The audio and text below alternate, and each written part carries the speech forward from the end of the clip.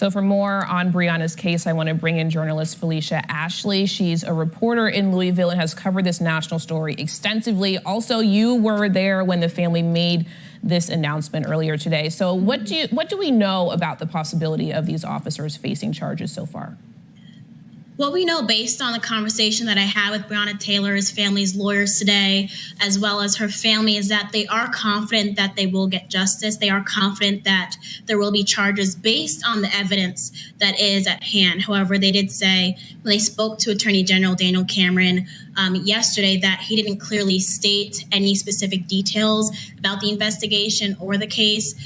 Breonna's mom, Tamika, actually said that's one of the reasons why he said he didn't reach out to them. Yesterday was the first time they ever spoke, and he said it was because he was afraid that he would say something or that phone call could possibly compromise the investigation. So as of today, we still don't have an end date. We still don't know exactly which officers, if it's all, if it's one, if it's two, will be charged. We know as of now, of course, that one officer, Brett Hankinson, has been fired. But in addition to that, one thing that Breonna Taylor's family's lawyer said, Attorney Ben Crump, is that they're still waiting for details and evidence. For example, they're still waiting for ballistics to be completed. They're also still waiting for the full list of names of officers who were on scene. Of course, we know the main three that have been involved, but they're still waiting for the list of all the names of everyone who was there on March 13th. And you were talking about this conversation that the family had with the Attorney General. Tell me about what were the expectations going in? What did the family expect, and what did that conversation meet their expectations?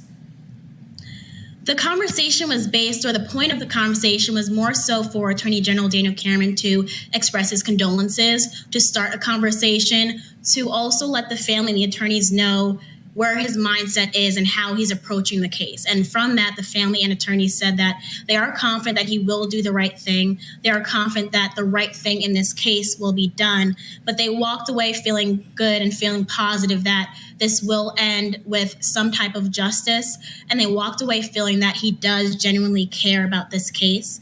They also spoke about why it's been taking so long, and he addressed the time frame. And Breonna's mom said that he said that the reason why it's taking an extensive time is he wants to get all of the answers and all of the right answers. Therefore, the conversation with Daniel Cameron is more so just for them, both sides, to understand where they are in this investigation, why it's being approached the way that it is. Okay, get on the same page there. Okay, and I want to talk about Louisville, because on a national stage, we see these images of the protests and what has been going on there. But you're there, you have been covering this. What is it like to be in Louisville right now while all of this is going on and this case is still very open and it's unknown what's going to happen?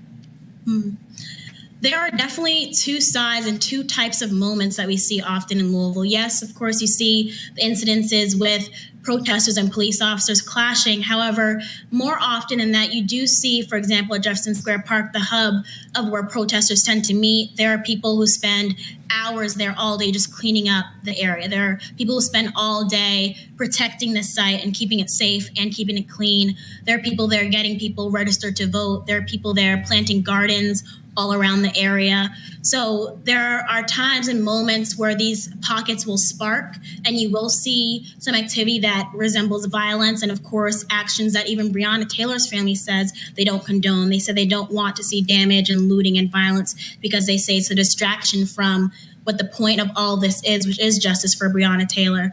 But within all that, that is not something that I would say is overcoming all of Louisville, because there are still a lot of moments where you see the pure support, and you see, for example, groups like Until Freedom coming in to get protesters organized and train them on how to go about getting what they want the right way. All right, Phylicia Ashley, thank you for all of your work on this story and for sharing your knowledge with us. We appreciate it. Thank you. We'll be right back.